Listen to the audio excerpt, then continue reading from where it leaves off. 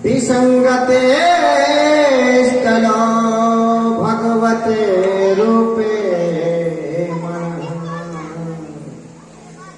संधारे।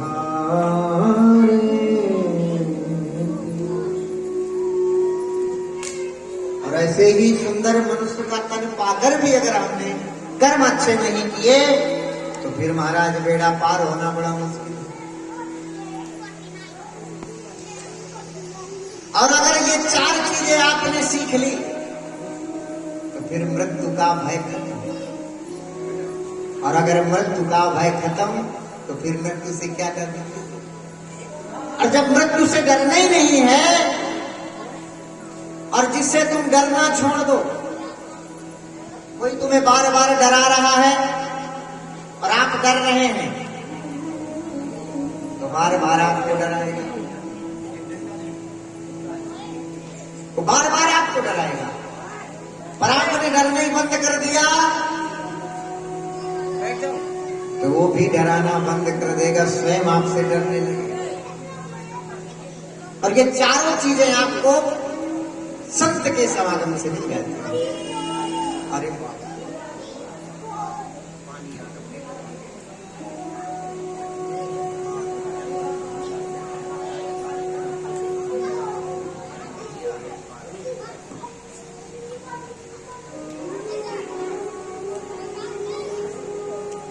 तो महाराज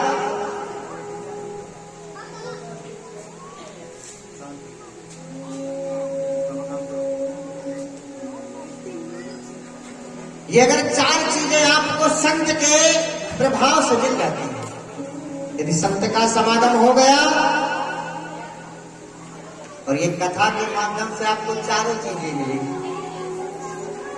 पहली चीज क्या थी? श्रोतव्य।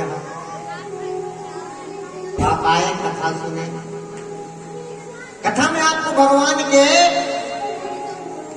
जीवन की लीलाओं का वर्णन श्रवण करने को मिलता है। दूसरा कीर्तव्य, कीर्तन भजन भी करो। राधे बोलते हैं ना, राधे राधे, प्रेम से बोलो क्या, ये आपका कीर्तन हो गया। और महाराज स्मर्तव्य, कीर्तव्य स्मर्तव्य अचिता समोदित संग। और महाराज यहीं पर ही बढ़िया सा आपको आसन लगा के बैठना है। और ये जितने आपके सत्संगी हैं, कथा सुनने आए हैं तो कुछ ना कुछ भगवान से लगाव होगा तभी तो यहाँ तक आए। पर ये विचार मत कर लेना कि हम स्वयं चल कर आए, भगवान की कृपा आपके ऊपर हुई तब आप जहां तक चल कर आए। ये मत सोचना कि हम आ गए, प्रभु ने आपकी ऐसी प्रेरणा करी, भगवान का प्रभाव आपके ऊपर हुआ तभी आप यहाँ पर चलकर आए। नहीं अभी भी कुछ लोग घर पे बैठे हुए मछली मार रहे होते, क्या फायदा। और आप घमंड कर लो कि हम कथा पे आए चलकर।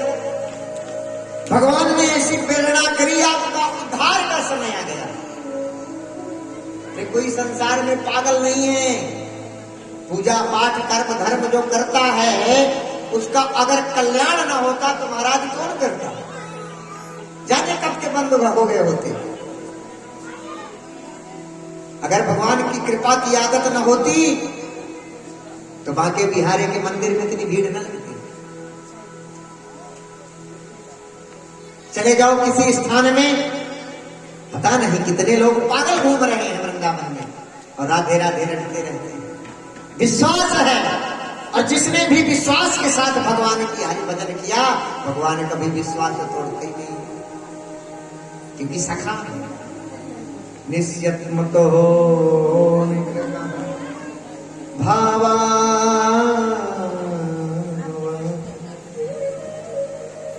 और भगवान आप एक कदम आप बढ़ोगे तो 100 कदम कन्हैया बढ़ाते हैं। प्रभु कहते हैं तुम मेरी तरफ बढ़ाकर एक कदम तो दे, मैं 100 कदम तेरी तरफ आकर देखा हूं।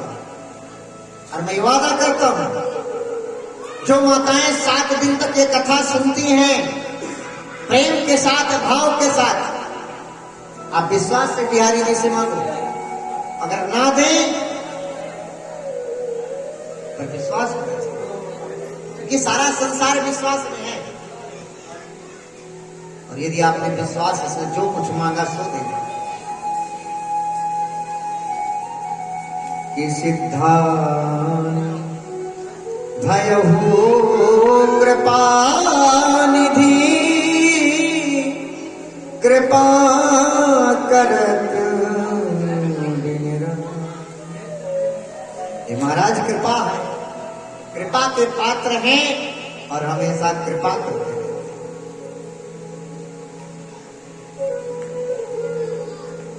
तो कृपा करने वाले आपके ऊपर जरूर कृपा करें। और ये कृपा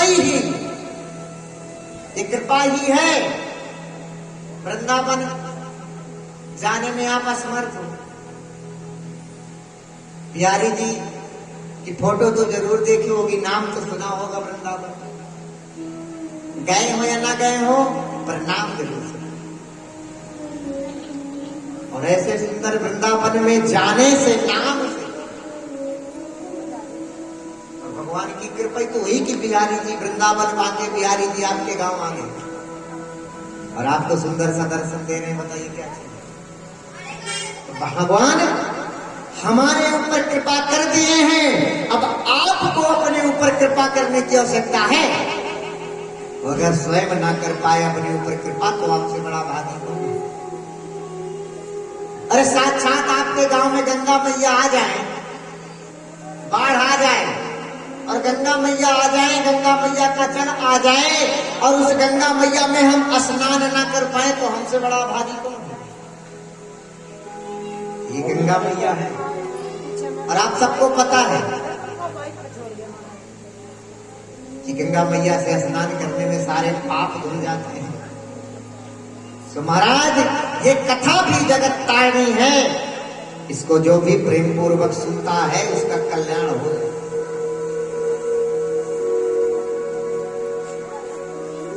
बोलो बाके बिहारी लाल जय हो।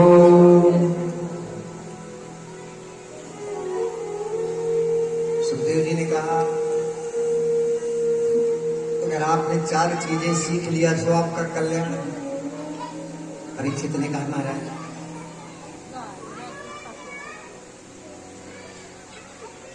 थोड़ा ये बताइए पृथ्वी का विकास कैसे हुआ। तब सुखदेव जी कहते हैं एक थे दिति और अदिति। दिति से राक्षस और अदिति से देवता हुए। राक्षसों में 2 हिरण्याक्ष हिरण्यकश्यप। एक बार हिरण्याक्ष ने क्या किया कि पृथ्वी का हरण कर लिया। जब मैं हो जाता है, बल आ जाता है, अहंकार आ जाता है, क्योंकि महाराज कितना भी बल वैभव ताकत पैसा रुपया आ जाए अहंकार कभी करनी नहीं चाहिए। पर थोड़ा सा व्यक्ति गरिमा पाकर पद पाकर अहंकार कर लेता। हिरण्याक्ष ने भी ऐसे किया, भगवान का आशीर्वाद प्राप्त हुआ तो महाराज पृथ्वी का ही हरण कर लिया और गए समुद्र में छिप गए। चारों तरफ हाहाकार मचा। तो महाराज सारे देवता भगवान के पास गए, महाराज क्या हो रहा है। तो भगवान ने प्रथम अवतार लिया।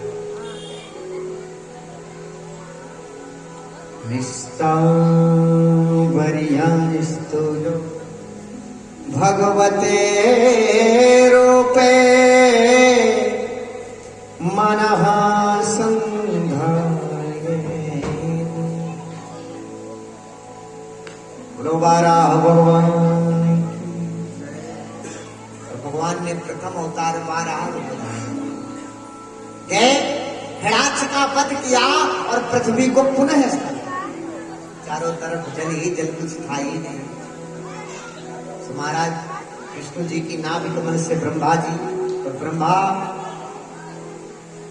कमल कई हजारों वर्ष तपस्या किए 2 प्राणियों को उत्पन्न उत्पन्न किया, मन और शत्रुपा।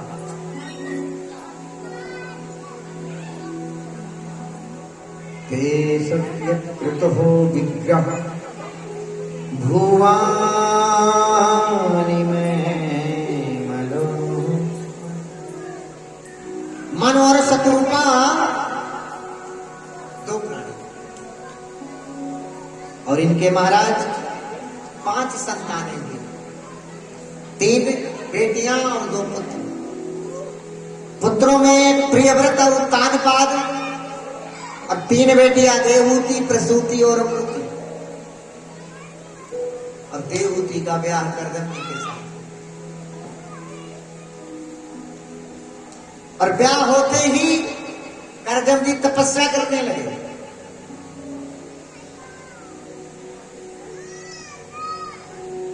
और कई हजार वर्ष तक तपस्या। पहले के लोग जब समाधि ले लेते थे तो हजार हजार वर्ष तक तप में थे, और अब कलयुग केवल नाम आधार। कुछ मत करो, 7 दिन मन लगाकर कथा सुन लो तो कल्याण है। और कथा सुनने में भी कितनी दिक्कत जाती है पता है? कितने बहाने, भैया समय नहीं है, बड़ी समस्या है। और महाराज समय तो जीवन भर में ही मिलता है, लेकिन जिस दिन आपका समय आ जाएगा आप चले जाओगे, और सारा समय यहीं पर पड़ा रह जाएगा। पर 7 दिन का समय हम नहीं सही से निकाल पाते कि कम से कम ये महोत्सव का आनंद ले। और जब मृत्यु का समय आता है तो सारा कुछ ही। अब फिर नहीं कहते हे महाराज रुक जाओ 5 मिनट, समय नहीं है। लिवाने वाले जब आ गए, ससुराल वाले, तो मायका छोड़ के जाना ही पड़ेगा। और मायका वाले भी बार बार बताते रहते हैं बेटी सुधर जा, याद दिलाते हैं ना, तुझे ससुराल जाना है, ताकि कहीं अचानक अगर जाना पड़ जाए तो दिक्कत आ जाती है। इसलिए हम जैसे लोग, ये बाबा लोग, संत लोग आपको ये शिविर लगाकर याद दिलाते हैं बेटा ये आपका मायका है और ससुराल जाना ही। पहले की बात याद हो, पहले ब्याह हो जाता था पर गौना बाद में होता था। जो बूढ़ी माताएं होंगी शायद उनका ब्याह पहले हुआ हो, गौना बाद में हुआ हो। है कोई माता यहाँ पे जिनका गौना हुआ हो? नहीं है, सब लोग शादी एक ही बार में आई है। पर पहले सुना होगा आपने, ब्याह हो जाता था फिर कुछ दिन के बाद गौना होता था। 2-4 साल बाद गौना हो जाता था। और बरातें 3-3 दिन 4-4 दिन तक रुकती थी, खूब खाते थे, मौज करते थे। अब आए और 1-1 घंटा में लेके चले गए। पर बार बार बेटी को याद दिला जाता है कि बेटी सुधर जा, भी तुझे ससुराल जाना है। सही बेटी दिमाग में लाती है हाँ ससुराल, और अचानक जाना पड़ जाए तो हो सकता है दिक्कत आ जाए। बताया ना जाए कभी बेटी को कि आपको ससुराल भी जाना है, और अचानक तैयारी कर दी जाए तो बेचारी घबरा जाएगी, फटफटा जाएगी। इसीलिए माता पिता बार बार याद दिलाते हैं बेटी रोटी बनाना सीख ले, ससुराल जाना पड़ेगा। तो उसके दिमाग में एक मेंटेलिटी बन जाता है मेरे को ससुराल जाना है। तो भैया ये भी आपका मायका है। और हमारे जैसे लोग जो बाबा लोग आते हैं आपको बार बार याद दिलाते हैं कि भैया टिकट कंफर्म करा दो, ताकि आराम से सोते सोते जाओ। अरे जिनका टिकट कंफर्म है आराम से इसी क्लास में सोते जाएंगे, ना कोई चिंता, ना कोई डर, ना कोई भय। टीटी आएगा तो तुरंत रंगबाजी के साथ दिखाएंगे टिकट है। और जनरल का टिकट ले भी लिया तो हे भगवान इतनी धक्का मुक्की कि मत पूछो। और अगर टिकट नहीं है तो डर कितना, कहीं लैट्रिन में पड़ो, कहीं सीट के नीचे घुस जाओ। पर जिनकी तैयारी पहले से है, हमारा दीपावली में गांव जाना है हमको, और अभी से टिकट नहीं कराएंगे तो टिकट नहीं मिलेगा। तो कई बार ट्राई कर दिए, हे भगवान हमारा टिकट करवा, क्योंकि जनरल में जाएंगे तो महाराज धक्का ही खाना पड़ेगा। और अगर टिकट कंफर्म हो गया तो महाराज बल्ले बल्ले आराम से सोते हुए जाओ। ये आपको यहां से आपके ससुराल जाना है तो आप भी टिकट कंफर्म करवा लो, ताकि नौ चिंता से जाना है और सबको जाना है। कोई ऐसा है नहीं जिसको ना जाना हो, बस आगे पीछे का मिला, कोई आगे गया कोई पीछे गया। तो महाराज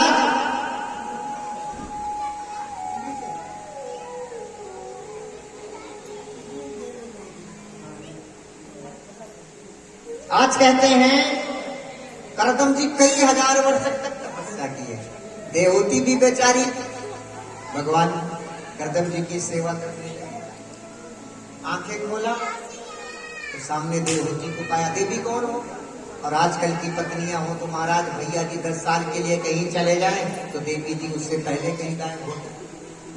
पर महाराज 1000 वर्ष तक तपस्या करने के बावजूद भी करदम जी पत्नी देवहूति भगवान करदम जी की सेवा। निष्कृतो यश भवत मनः या पापाय उदारा। आंखें खोला देवी कौन? बोले महाराज खोल गए, मैं आपकी धर्म पत्नी हूं। आंखें दिव्य दृष्टि से देखा, समझ गए। बोलो क्या चाहिए? महाराज मुझे सुंदर पुत्र हो। और महाराज ऐसी मन की गति से चलने वाला विमान बनाया। बताइए, 2 हैं, एक विज्ञान और एक ज्ञान। हम वादे के साथ कहते हैं अगर हम विज्ञान की ओर ना जाकर ज्ञान की ओर जाते तो मन की गति से विमान से उड़ते। हमारे मंत्रों में इतनी शक्ति थी, पर मैंने ऐसे भटका दिया, ऐसे भटका दिया कि हम विज्ञान में चल पड़े और विज्ञान में भी लगा पड़ा। ज्ञान विज्ञान से ज्यादा है और उसी ज्ञान के आधार पर विज्ञान की खोज चल रही है। विज्ञान ज्ञान के आधार पर ही खोज चल रही है। और महाराज अगर विज्ञान की खोज ना करते, हम ज्ञान की ओर पहुंच जाते तो आज मंत्रों से हम एक स्थान से दूसरे स्थान तक जाते। अब आप सोचेंगे इतना मत फेंको महाराज जी। सोचने का आईक्यू लेवल पता है आप कक्षा 1 में के क्लास है, और जब आप इंटर बीए पास हो जाओगे तो ये चीजें समझने ऑटोमेटिक आने लगेगी। लेवल सबका अलग अलग है। सो महाराज आज मन की गति से चलने वाला करदम जी ने विमान बनाया और उसमें कई हजार वर्ष तक महाराज रख अंततः 9 कन्याएं। जिनके घर में कन्या जन्म ले लेती है ऐसे मत पूछो हाल। 9 कन्या हो गए। करदम जी बेचारे बेहाल है भगवान। 9 कन्या। यहाँ हरियाणा में लिखते हैं बेटी पढ़ाओ बेटी बचाओ। किसी भी ट्रक के पीछे घर पे कहीं पे तुम्हें लिखा मिल जाएगा। पर अगर छोरी हो गई घर में तो सासू माँ का मुंह बन जाएगा जैसे 3 कोने का समोसा। है भगवान छोरी कहां से आ गई? और सबसे ज्यादा भैया कुछ नहीं बोलेंगे पर माताई ज्यादा ही परेशान होती। अब 9 छोरियां हो गई तो चिंता तो हो ही जाएगी। हे भगवान क्या करें? करदम जी ने कहा भैया 9 छोरियां हो गई, अब तो हम जाएंगे वन को।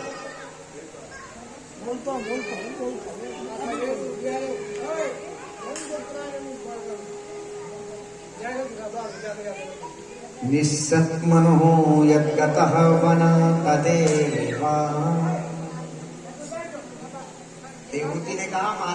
हमने छोरी नहीं मांगा था, आपसे पुत्र मांगा और आपने पुत्रवती का वरदान दिया। श्री महाराज रुके और 10वें पुत्र के रूप में साक्षात कपिल जी महाराज ने। बोलो कपिल मुनि महाराज ने। और महाराज गर्दन भी चले गए। बल्कि देवहूति जानती थी ये कोई साधारण नहीं है, साक्षात ब्रह्म है। एक दिन भगवान के सामने करदम जी के हाथ जोड़कर बैठ गई और बोली, महाराज मैं एक बात से पूछूं क्या? आजकल संत बहुत हो गए बाबा। कभी के घर में झगड़ा हुआ, सोई लाल कपड़ा पहने और बाबा बन गए। आता न जाता तो लाल कपड़ा पहन लिया, सोई बाबा बन गए। और हम भोले भाले। हेलो हेलो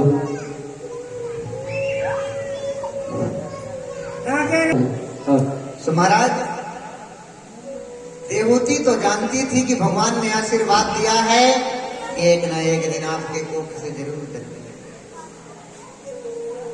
तो महाराज अपने मन की जो बात ही सही भगवान के सामने है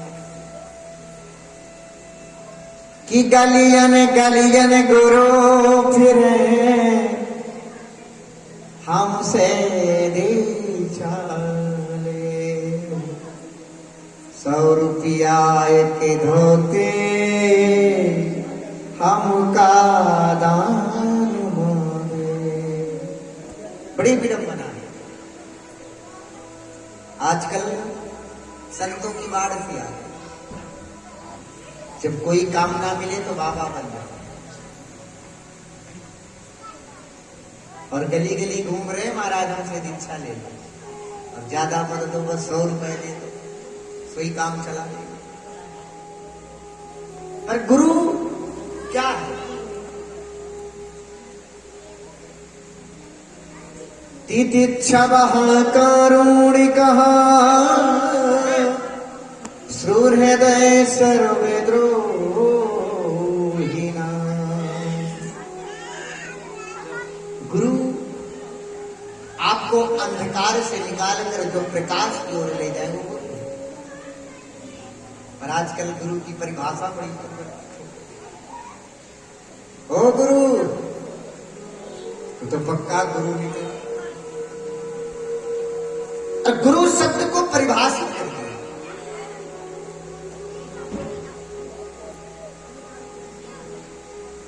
तो गुरु जी भी महाराज की और हम लोग गुरु जी हमारे थोड़ा सा बड़े लेवल के हो, अच्छे वाले हो, जिनका नाम टीवी पे आता हो। जो सच्चे गुरु हैं वो कभी छपते नहीं हैं और जो झूठे हैं वो सब अखबार पे आते हैं। आप चलिए वृंदावन में हमारे चित्र, और जो सच्चे गुरु हैं वो आपको दर्शन देने से इतराएंगे कि वो संसारिक चीजों में पढ़ना ही नहीं चाहते। और जो गुरु आपको संसारिक चीजों में पढ़कर आपको अपनी स्वयं पूजा कराए, वो किस बात कर रहे हैं? अरे गुरु तो वो है जो हमें ब्रह्म का ज्ञान दे। और ऐसा गुरु किस काम का जो स्वयं अपनी पूजा कराए, वो गुरु किस बात का भैया?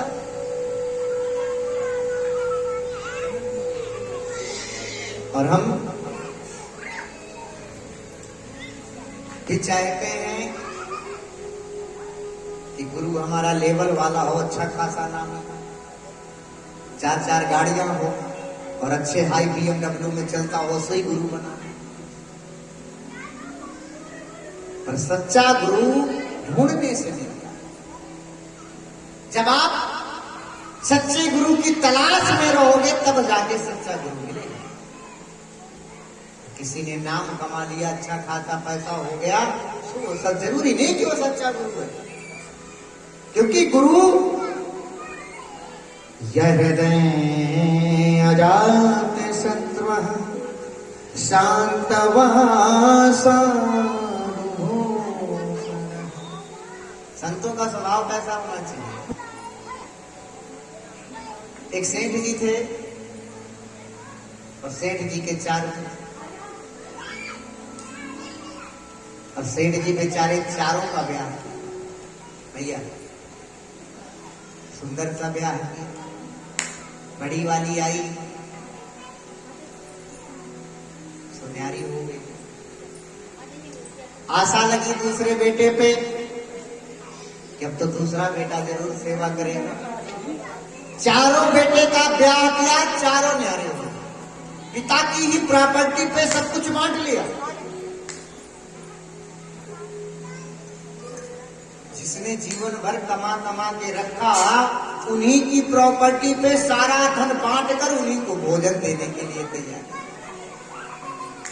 आज सबकी ऊपर स्थिति है। आज जिसने जीवन भर पैसा कमाया और अपने ही पैसे को पुत्रों में बंटवारा करके स्वयं भूख को मर रहे हैं। 4 बहुए हैं, भोजन देने के लिए कोई तैयार नहीं। क्यों दूं? मैंने थोड़ी सारा धन ले लिया, छोटी वाली ने भी लिया, मंझली वाली ने भी लिया। बड़ी वाले की विचार है और छोटी वाली की विचार ये है कि क्या मैंने ही ठेका लड़का सबसे बड़ी है तो सबसे बड़ी वाली ने। और हम और वो बेचारे सास ससुर इसी सोच में पिस रहे हैं। आज स्थिति ऐसी है कि चारों बहुएं खाना देने को तैयार नहीं। और एक दिन गुरुजी सत मनो श्रूर हृदय करुणा सर्वद्रोही आजाते संत साधु नाम। साधु वही है, संत वही है जो अपने शिष्य को इस भाव सागर से, ये नैया है हमारी, ये भाव सागर की नैया है। और जो इस भाव सागर की नैया से पार करा दे वही सच्चा गुरु है। और गुरु जी ने देखा तो बड़ी दया है। क्या हुआ? आप इतने बड़े सेठ, इतना धन दौलत कहाँ गया? बहुत ज्यादा आप दुबले पतले हो गए, क्या बात हो गई? सही सादा बता थे महाराज, जिस धन पर हम इतना घमंड करते थे और वही धन आज सारे छोरों बांटे और भोजन देने को तैयार नहीं हुए। तो गुरु का काम है कि शिष्य को प्रकाश की ओर ले। बोले ठीक है, चिंता मत करो। चारों छोरों को बुलाया, बोले सुनो, आपके पिताजी की कुछ अमानत हमारे पास रखी है। अब चारों बेटों में सनसनी मच गई, बहुओं में, और हे भगवान क्या हो।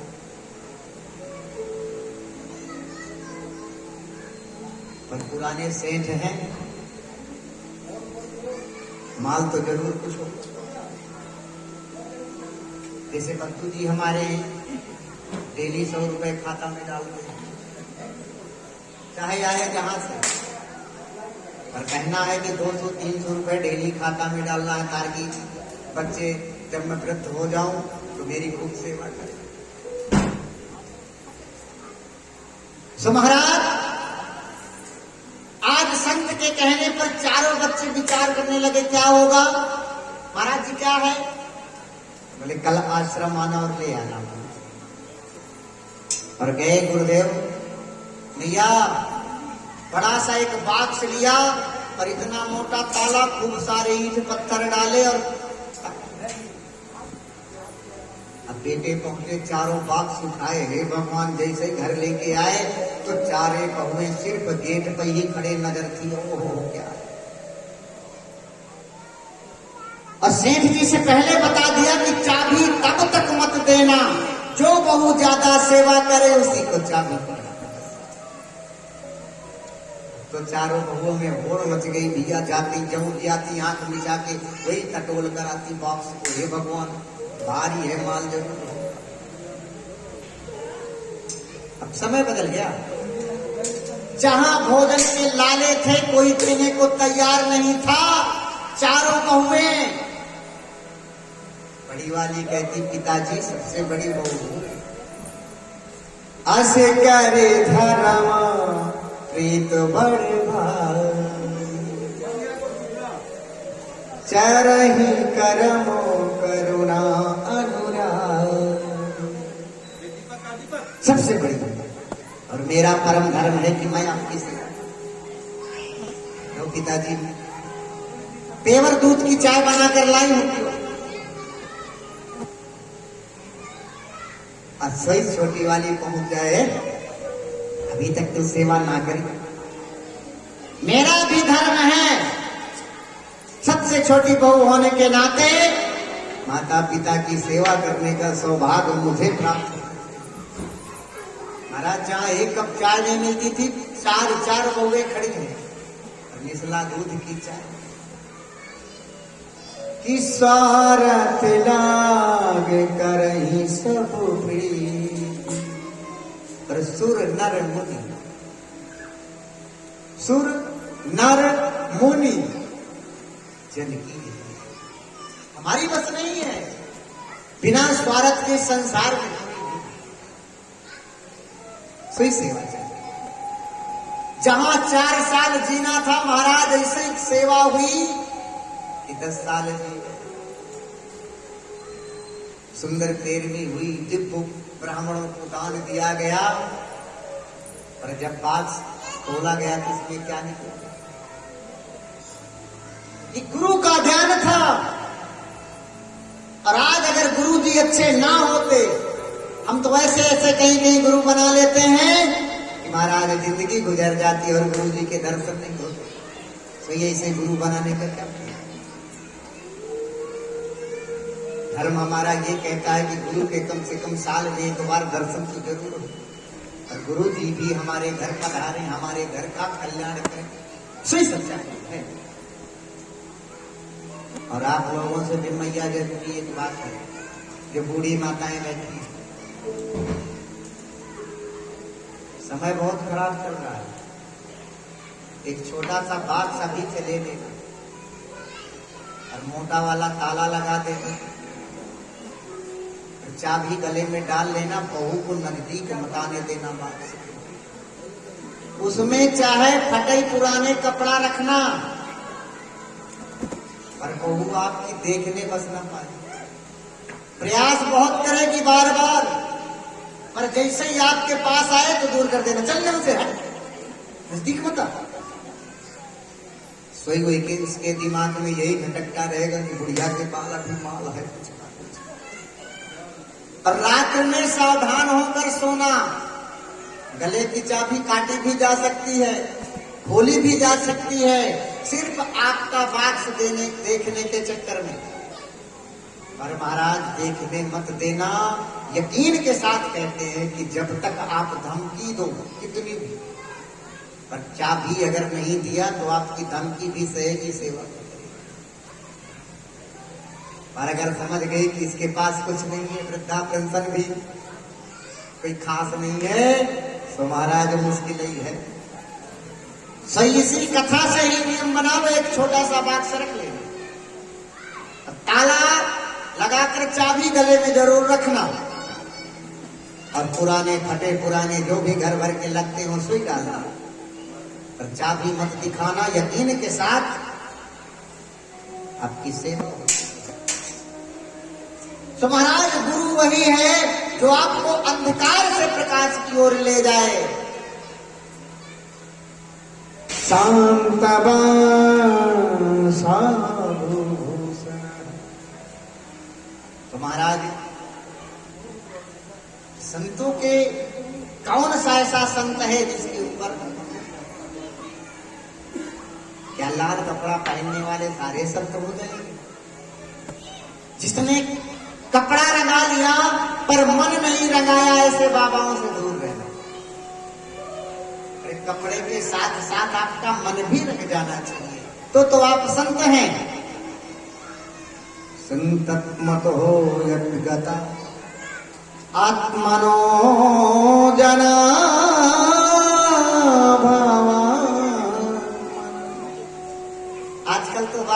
बन जाते हैं, और जैसे ही दक्षिणा मोटा मोटा लिफाफा पाए सोई बाबा और मगन हो गए। हे भगवान, खाना भी मिला और पैसा भी मिला, तो क्या पूछा कि सभी बाबा बनने को तैयार है। कपिल जी महाराज कहते हैं, सुनो, जीवन में ये हमारा जीवन बगीचा है खाली, और जैसे पेड़ लगाएंगे, जैसा बीज डालेंगे, तैसे वृक्ष होगा। तो जिस प्रकार का गुरु रहेगा वैसे ही ज्ञान हमारे जीवन में मिलने वाला है। तो जीवन में जब भी कभी गुरु करें, कहावत कि गुरु करो जानकर और पानी पियो। बेटी का हाथ देते हैं तो महाराज कितने वर्ष पहले से तैयारी करना चालू कर देते हैं। साल 2 साल पहले से चिंता चालू, हे भगवान किसके हाथ में इसका हाथ है, जिसका इसका जीवन निर्वहन करता। और जब ये जीवन की बागडोर अगर किसी के हाथ में देते हैं, क्योंकि सच्चे संत के पास अगर हमारे जीवन की बागडोर पहुंच गई तो ये भव सागर से पार कर देते। और अगर कहीं ऐसी नौका में सवार कर बैठ गए जो नाविक ही सही नहीं, चलाने नहीं आता, तो हमें भी डूबेगा और स्वयं डूबेगा। फिर हम कहेंगे नाविक सही नहीं था। तो महाराज आप बैठे ही क्यों उस नाव में? अरे आपको पहले भली भांति पता कर लेना चाहिए कि आखिर इस नाव में बैठने से कहीं हम डूबेंगे तो नहीं, ये सही जगह उतारेगा, हमें पार कर पाएगा कि नहीं कर पाएगा। और हम बैठ गए क्योंकि आस पड़ोस के 2-4 लोग बैठे थे, सही देख के हम भी बैठे, क्योंकि हम देखते ज्यादा है। कुछ माताएं तो ऐसी हैं, पड़ोस वाली सुनने कथा जाती है, सही मैं भी जाऊंगी, और जब पड़ोस वाली जाएगी सो उसके पीछे पीछे जाऊंगी। ऐसे भी विचार, पड़ोसी क्या कर रहा है इस चक्कर में हम ज्यादा परेशान हो जाते हैं, पर अपने आप का भी विचार नहीं। महाराज ये आपके जीवन की बागडोर है, अगर देना है तो सच्चे संत के, और सच्चे संत को तलाशना पड़ता है, ढूंढना पड़ता है। और जो ढूंढे ढूंढाए आपको मिल जाए, समझ लो वो सच्चे संत है ही नहीं। संत को तलाशो, फिर सच्चा संत कौन है? और यदि जिस दिन आपके पास सच्चे संत से मुलाकात हो गई, ये समझ लो कि आपका जीवन सागर से पार है। संत स्वभाव सुनिर्मल, साधो अजात शत्रः, शांतवा साधु भूषण। साधुओं का, संतों का स्वभाव निर्मल होता है, और संतों का भी कर्तव्य है कि उसी निर्मल भाव से अपने भक्त का कल्याण करें। महाराज गुजरात के सिद्धपुर जगह पे ये संघ शास्त्र का कपिल जी अपनी मां देवहूति को उपदेश देते हैं, संतों के बारे में बताते हैं।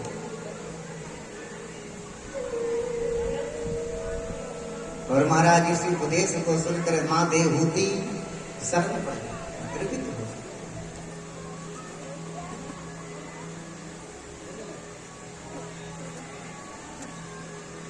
और सरिता बनकर पिघल जाती हैं, और यही हमारे कपिल जी महाराज गंगा सागर चले जाते हैं। और आज भी मकर संक्रांति के दिन लोग गंगा सागर इनके दर्शन करने जाते हैं। बोलो कपिल मुनि महाराज प्रेम हिते।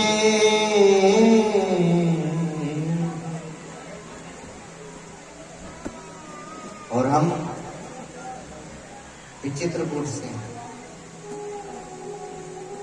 कभी चित्रकूट जाने का भगवान करे, कृपा करे, सौभाग्य प्राप्त हो। जंगली इलाका है और आज भी ऐसे ऐसे संत हैं जिनके बाल जमीन से ऐसे ही चलते चलते हैं और कभी फोटो नहीं खिंचवाए, कभी टीवी पर नहीं आए, कभी समाचार पत्रों पे नहीं आए। और आप यकीन नहीं मानोगे, शायद 200-300 साल वर्षों के महाराज कंदमूल फल खा खा के चित्रकूट में सोते हैं। पर वो बाबा जो भस्म खा खा के बढ़िया सी पैसा लगा के यूट्यूब पे टीवी में आए, उन्हीं के अपना ऐसे ऐसे संत हैं महाराज जो बड़े भाग्यशाली व्यक्ति होते हैं, उन्हीं को दर्शन देते हैं। जमीन पर पार ऐसे चल रहे हैं और गुफाओं में रहते हैं और गुफाओं में ही तपस्या करते हैं वो आज तक। और ऐसे संतों का आशीर्वाद लगता है, एक बार अगर आशीर्वाद दिए सही लगते वो बाबा। और हम भी उसी चित्रकूट से हैं।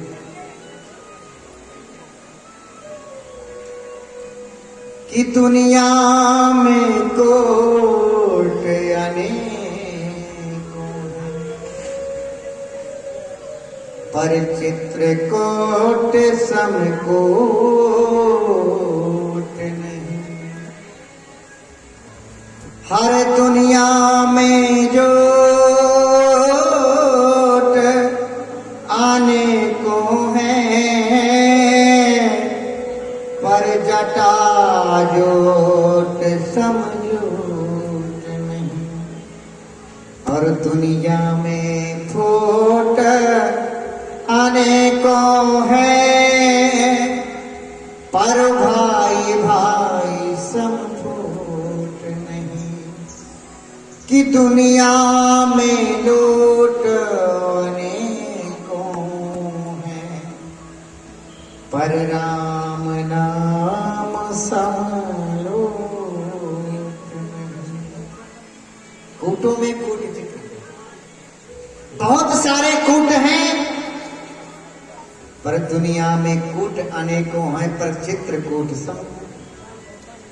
और दुनिया में झूठ अनेकों हैं, पर जटा झूठ सम झूठ नहीं भैया। और दुनिया में फूट अनेकों, पड़ोसी से फूट हो जाए तो कोई बात नहीं, पर भाई भाई सब फूट। अगर भाई भाई की फूट हो गई तो तीसरा फायदा उठा के निकल जाए। और भाई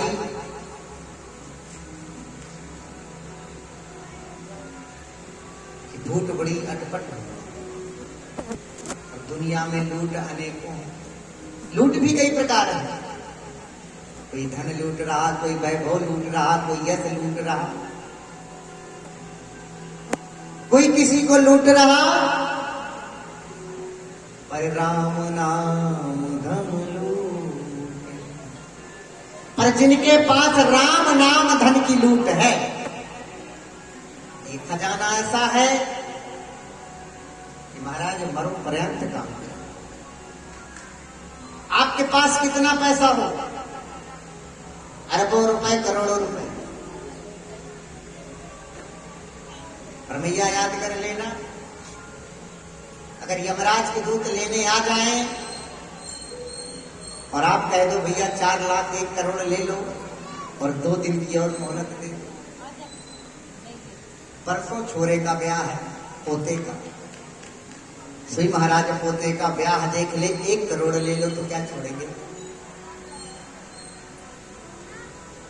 और आपको लेके जरूर जाए। सत्यात्मनो यत्क्रिया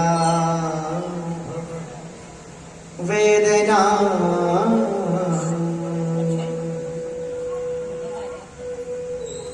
और यदि आपके ऊपर भगवान की कृपा है, राम नाम सन धन की लूट है, तो भगवान का प्रताप भी आप। और वहीं पर आप ये हमारा भारत देश सतियों का देश है। और शायद सती अनुसुईया का नाम सुना हो, चित्रकूट में ये सती अनुसुईया जैसी नारी जन्मी है। बोलो सती अनुसुईया मैया की।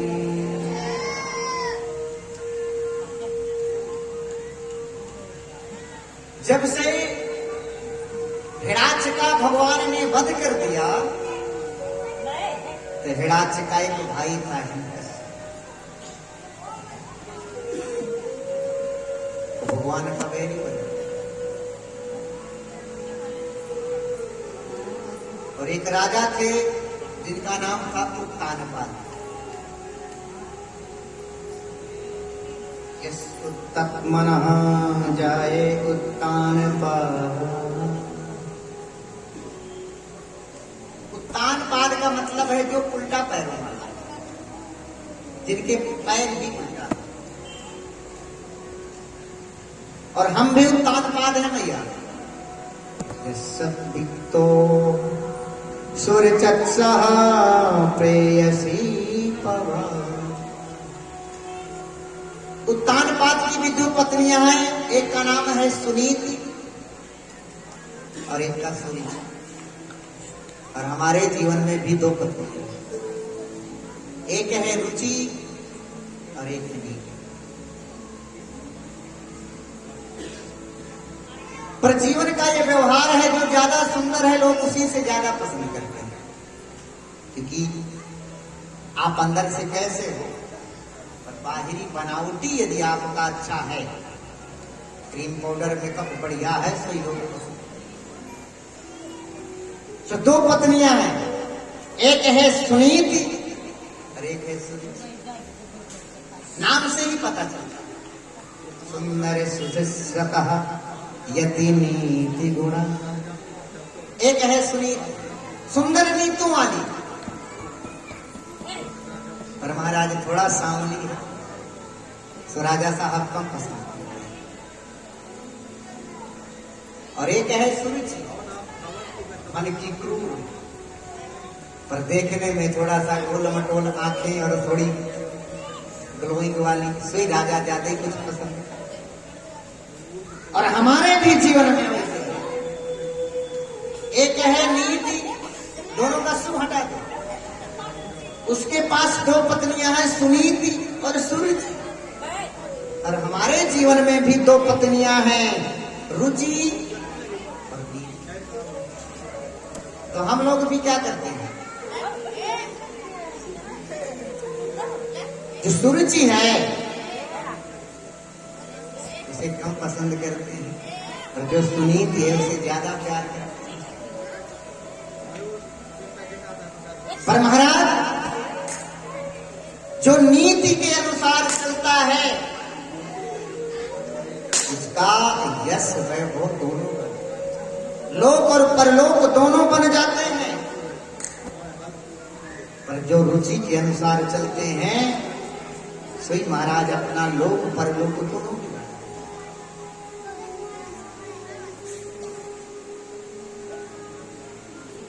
सुनीति के पुत्र ध्रुव जी हुए, जिन्होंने अपना लोक परलोक दोनों संभाला। रुचि से उत्तम जी हुए, सो महाराज ना तो लोक संभाल पाए ना परलोक। एक राज था, आप अपने गांव में गए और वहां का नियम था 5 साल कोई राजा बनेगा, सरपंच, और 5 साल सरपंच बनने के बाद गांव के बगल से एक नदी है, और नदी के उस पार घनघोर जंगल है, और उस जंगल में उसको छोड़ दिया जाए राजा साहब। और जंगल में भयानक जीवन, शेर, सोई महाराज शेर खा गए। अब जो भी राजा बनता सही 5 साल में राजकोष को लूटना चालू कर दे। ये भगवान क्या पाए क्या बना ले। 5 साल बाद तो जंगल में जाने ही है शेर के मुख, सोई पोतों के लिए बढ़िया सा बना के जाए। तो भिवानी में भी प्लाट बनाया, रोहतक में भी बनाया और गांव में भी खूब सारी जमीनें, अच्छा घर बना। 5 साल में मस्त बनाकर ऐसा कमा के रख दिया कि भैया अगली बार मिले या ना मिले राजगद्दी होते, आराम से बैठे बैठे खाए। समय बीता, सोचो एक समय ऐसा आया कोई गांव का राजा बनने के लिए तैयार नहीं, क्या खाएगा? पैसे थोड़ी सब कुछ है। 5 साल बाद जब मर ही जाना है वैसे पैसे का हम करेंगे भी। तो महाराज जैसे हरियाणा में लटके थे, अभी तक चुनाव सोई लटक गए, कोई राजा बनने के लिए तैयार नहीं, बिना राजा का गांव। अब सारे गांव चिंतित हो गए, हे भगवान कब होगा चुनाव, कब होगा? सबसे बोले आप राजा बनोगे? सही मना कर देना भैया, ना। पर एक दिन महाराज चित्रकूट से कोई बाबा जी आ गए और सारे गांव वालों ने घेर लिया, महाराज आइए आइए, स्वागत है आपका, बताइए। महाराज हमारे पहले लोग राजाओं के पास ठहरते थे, संत महाराज आपके गांव का राजा कौन है? फिर पता चला कि राजा जी का तो पता ही नहीं, कहीं छुपे बैठे, बिना राजा का गांव है। राजा साहब को पता ही नहीं कहां छिप गए।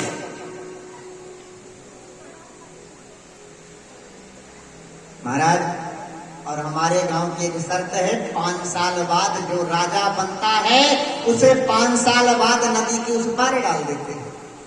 तो कोई राजा बनने के लिए तैयार नहीं, और आपसे निवेदन है कि यदि आप 5 साल के लिए राजा बन जाएं तो हमारा कल्याण, कि बिना राजा के गांव सुना सा रहता है। संत ने कहा यदि आप लोगों की इच्छा है तो जरूर बनेंगे।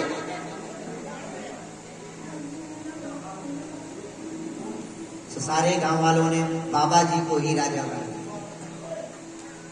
अब राजा बन गए बाबा जी, बोले 5 साल मेरा कहना तो मानोगे? बोले हाँ महाराज। जैसे ही राजा बिना बने सही महाराज अपने सैनिकों को आदेश दिया, इधर आओ, मेरा आदेश है कि नदी के उस पार जो जंगल है सारा जंगल काट दो। पूरी प्रजा, राजे थे, सारी प्रजा जंगल काटने में लगी।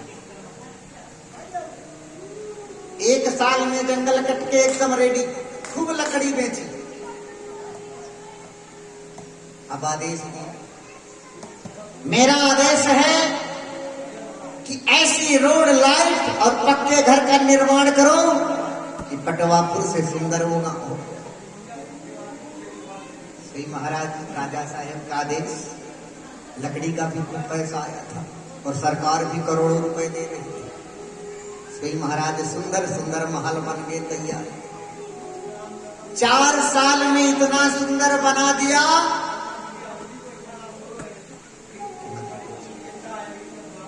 लोगों की लालसा बढ़ गई, ये भगवान उस पार जाके देखे।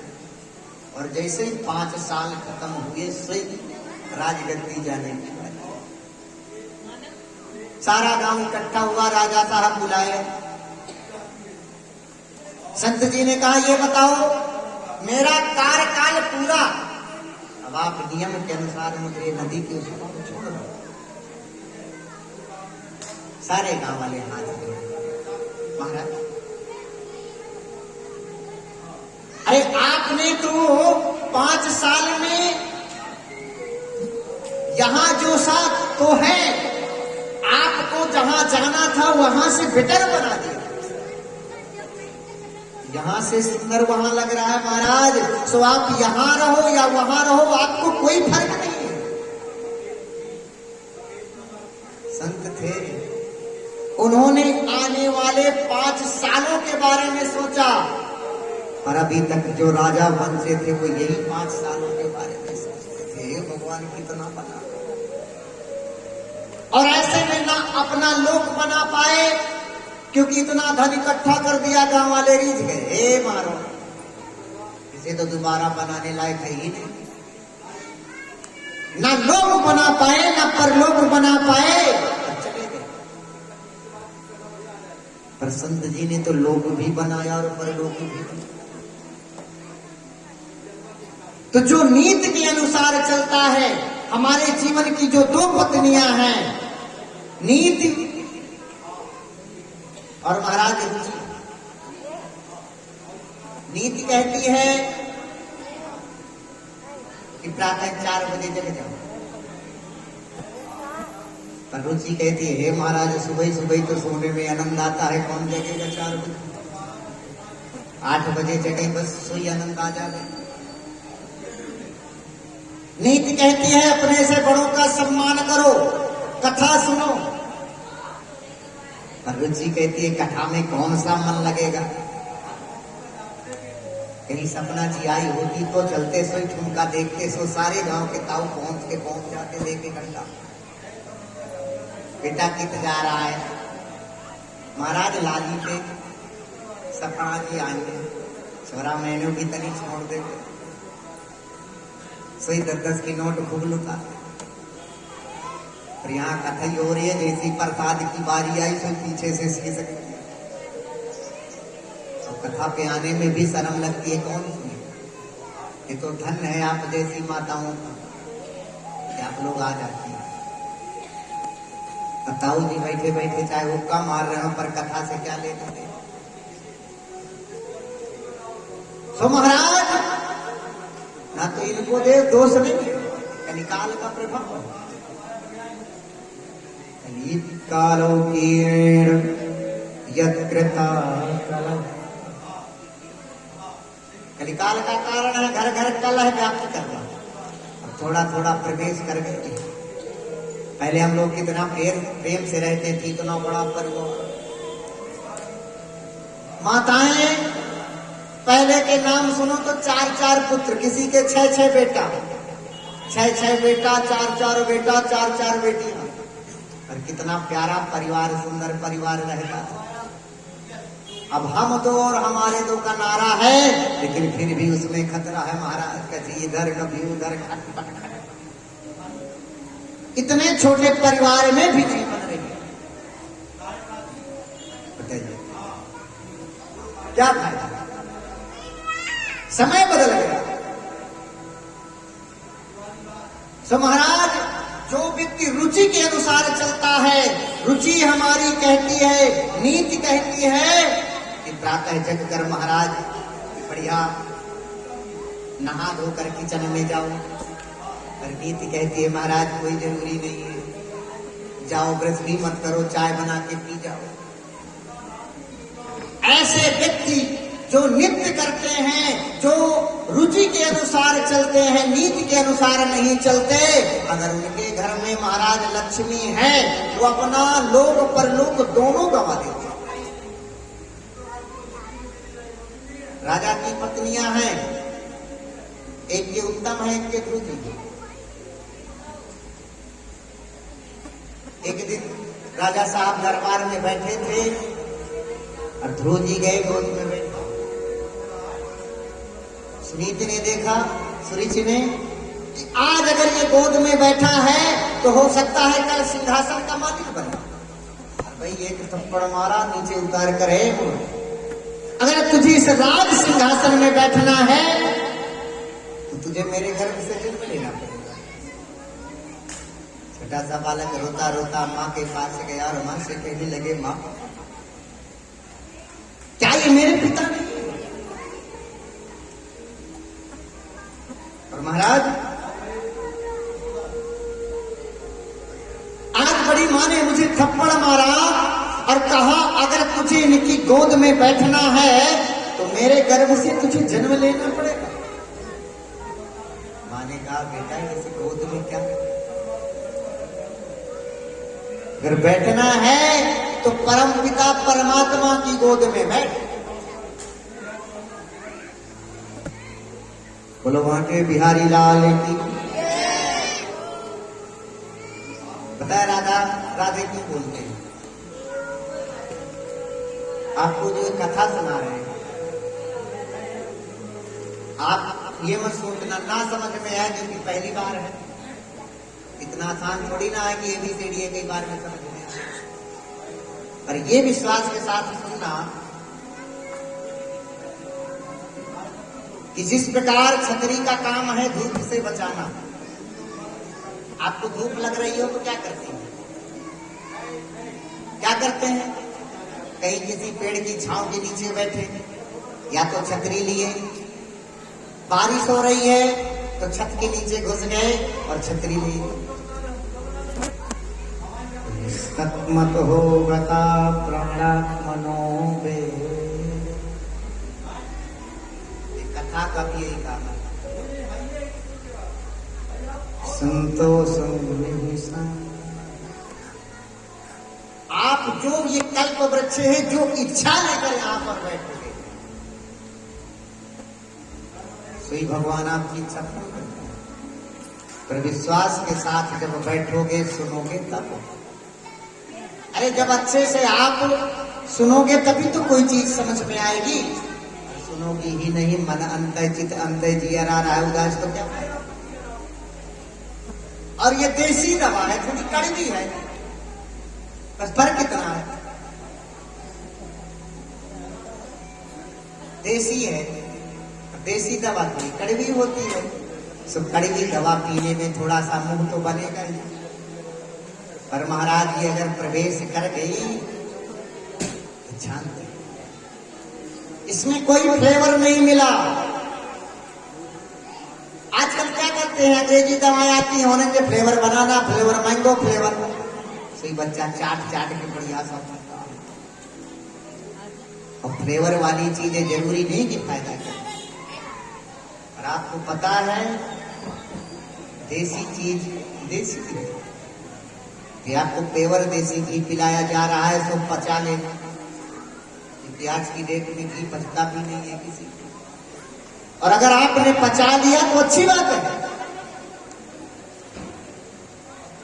बोलो राधा रानी सरकार की। तो महाराज ध्रुव जी की माता ने कहा, बेटा अगर बैठना है तो संसारिक गोद को छोड़कर भगवान की गोद में। महाराज कहां मिलेंगे? सर्वत्मत हो यस्या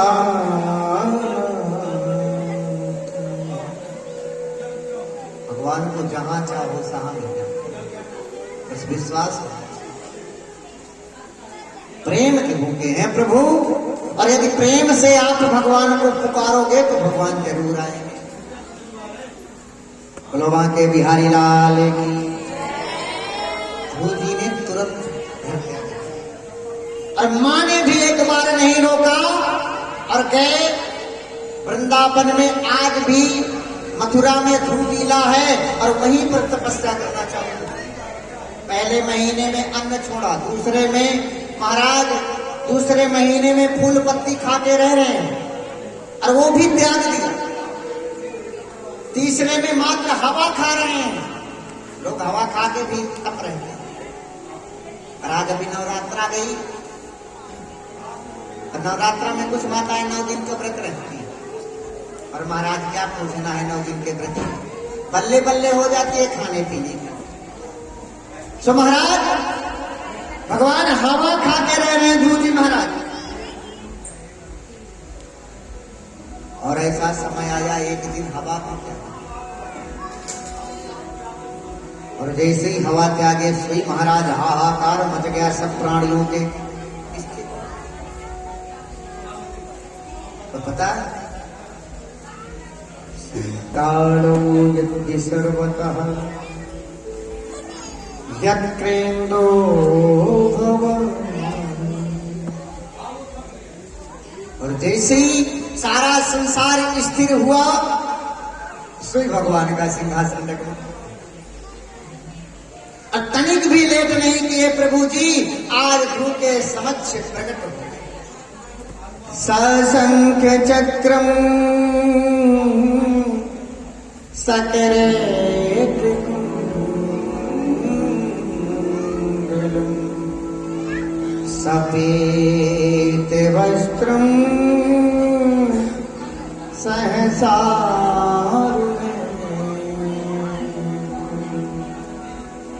सहारवक्षस्थं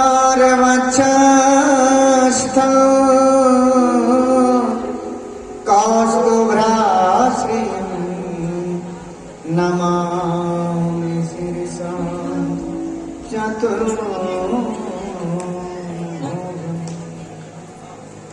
और जैसे ध्रुव जी महाराज जी के समक्ष भगवान आए, श्री ध्रुव जी महाराज आंखें नहीं खोल रहे, सुंदर सी झांकी आंखों में समा।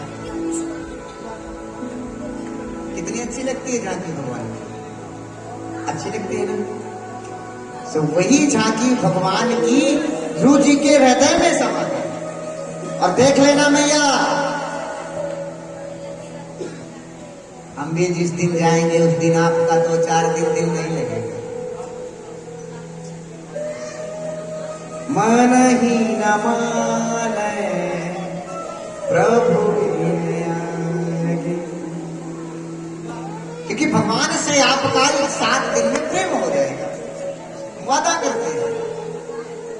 इन प्रकार चाहे जैसे प्रेम हो जाए, पर प्रभु से ये बिहारी जी है ही ऐसे चित्त जो 3-4 दिन के लिए आपके चित्त को चुरा के चले जाए। 2-4 माताएं बनियानी से डेली आती हैं, कहती है महाराज ये कन्हैया हमारे चित्त को चुरा ले, सही दर्शन करने आती है।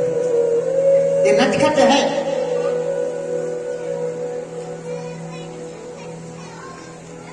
और भगवान करे नशा भी ऐसा हो तो चित्त चोर का नशा है। हे भगवान हमारे चित्त को चुरा, ये सारी चोरी तो हम करते चले आए, और आज अगर तूने हमारे चित्त को चुरा लिया, सही क्या पूछना। और महाराज बड़ी कृपा है,